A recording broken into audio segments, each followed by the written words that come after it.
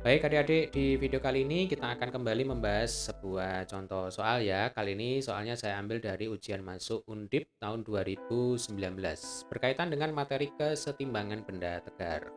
Oke, langsung aja kita bahas. Papan loncat serba sama sepanjang 4 meter bermassa 50 kg ditahan di dua tempat A dan B seperti pada gambar di bawah ini. Jarak A ke B adalah 0,5 meter, jarak B ke C adalah 3 meter. Nah, ini supaya mudah langsung aja kita lengkapi gambar soalnya ya, Dek ya. Jadi AB ini sama dengan 0,5 meter ya jaraknya. Kemudian BC ini jaraknya 3 meter. Lalu di soal dikatakan ada papan loncat serba sama. Serba sama itu artinya homogen. Nah, kalau homogen berarti nanti pusat massanya itu ada di tengah-tengah. Jadi kalau panjang papannya itu 4 meter, maka nanti pusat massanya itu ada di tengah-tengah sini ya, atau 2 meter dari ujung. Nah, maka nanti di sini ada gaya berat papan. Ya, ini gaya berat papan, sebut saja WP. Jadi massa papan dikalikan dengan gravitasi 10 meter per sekon kuadrat ya. Kita lanjutkan dulu ya, Dek ya. Seorang peloncat indah meloncat dari ujung papan loncat titik C dengan menjejakkan kakinya ke papan dengan gaya total rata-rata sebesar 10 pangkat 3 Newton. Papan dianggap benda tegar ya. Berarti nanti di titik C ada seorang peloncat. Seorang peloncat ini memberi gaya sebesar 10 pangkat 3 ya, 1000 Newton. Nah, ini sebut saja FO, gaya orang sama dengan 1000 Newton ya, arahnya ke bawah. Gaya yang diberikan penahan di titik A pada saat peloncat indah tersebut menjejakkan kakinya ke papan loncat adalah, jadi tugas kita di sini adalah menghitung berapakah FA ya. Jadi FA itu adalah gaya yang diberikan oleh penahan di titik A. Nah, nanti arahnya ke bawah ya, Dek ya. Nah, untuk menghitung FA di sini kita bisa menggunakan syarat kesetimbangan benda tegar yaitu sigma torsi sama dengan 0 ya. Jadi torsi itu adalah momen gaya ya. Nah, kalau sigma torsi sama dengan 0 itu artinya nanti momen gaya yang bekerja pada sistem itu saling meniadakan. Nah, kalau momen gaya sendiri itu rumus umumnya adalah R kali F. Ini sebenarnya boleh dibolak-balik sama ya. Jadi boleh R kali F, boleh F kali R. Kita kalikan dengan sin theta ya. Apa itu R? R adalah jarak gaya ke poros ya. Kalau F ini gaya. Nah, theta itu adalah sudut antara R dan F.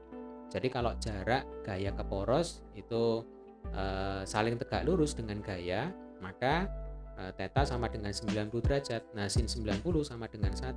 Maka nanti rumus momen gaya yang kita gunakan cukup R kali F saja atau F kali R saja. Ya, itu ketika R dan F tegak lurus. Ya. Lalu ada satu hal penting lagi yang harus kalian ingat, bahwa yang namanya momen gaya itu merupakan besaran vektor. Ya, Dek ya. Jadi nanti arahnya itu bisa searah dengan jarum jam seperti ini ya. Bisa juga berlawanan dengan jarum jam. Maka menurut syarat kesetimbangan sigma torsi sama dengan 0 itu artinya adalah momen gaya yang searah jarum jam itu sama dengan momen gaya yang berlawanan jarum jam. Supaya apa? Supaya keduanya saling meniadakan ya, sehingga resultanya sama dengan 0. Jelas ya? Nah, kalau dari soal ini kita tahu ya, kalau porosnya itu nanti di titik B ya, berarti sigma torsi B. Nah, ini sigma torsi B dengan poros B itu sama dengan 0. Nah, sekarang kita cek ada berapa gaya di sini yang bekerja. Ada 3 gaya ya, Dek ya. Jadi FA, WP, kemudian FO. Ini porosnya di titik B ya. Nah, FA ini akan cenderung memutar papan loncat ya. Ini searah berlawanan jarum jam. Coba perhatikan ya. Kalau titik B ini kita jadikan poros, berarti ini bayangkan saja papan itu dipaku di titik B. Lalu di sebelah sini kita beri gaya FA ke bawah. Nah, papan ini akan cenderung berputar kemana? Dia akan cenderung berputar ke sini ya. Nah, ini berlawanan dengan jarum jam. Sebaliknya untuk WP dan FO, porosnya di B, ini akan menghasilkan putaran yang searah dengan jarum jam. Ya, jadi WP ini momen gayanya searah jarum jam. Demikian juga FO juga searah jarum jam. Sampai sini bisa dipahami ya. Kalau ada pertanyaan, ada yang kurang jelas, silakan tulis di kolom komentar. Oke ya, kita lanjutkan. Jadi, momen gaya yang searah jarum jam itu harus sama dengan momen gaya yang berlawanan jarum jam. Atau kita balik ya, momen gaya yang berlawanan jarum jam yaitu harus sama dengan momen gaya yang searah jarum jam. Yang berlawanan jarum jam berarti FA dikalikan jarak FA ke poros ya, berarti jarak AB. Nah, ini sama dengan 0,5 ya. Harus sama dengan WP ya. Kita kalikan dengan jarak B ke WP. Nah, kita tahu WP ke C itu kan sama dengan 2 meter ya. Nah, ini dari mana? Dari 4 dibagi 2 ya, karena papannya homogen ya. Kalau homogen pusat massanya ada di tengah-tengah. Separuhnya dari 4 itu 2 meter. BC 3 meter. WP ke C 2 meter. Berarti WP ke B sama dengan berapa? Sama dengan 1 meter. Ya, 3 dikurang 2 sama dengan 1. Jelas ya, Dek ya? Berarti ini WP kali berapa? WP kali 1. Ditambah FO.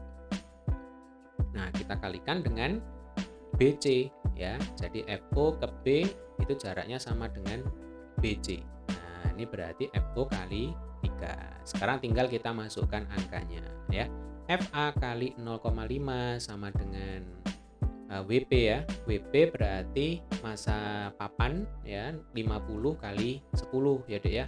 WP itu massa kali gravitasi berarti 50 kali 10 kali 1 ya, ditambah FO berarti 1000 kali 3. Nah, ini tinggal matematisnya saja ini ya. 500 ditambah 3000. Ini sama dengan berapa?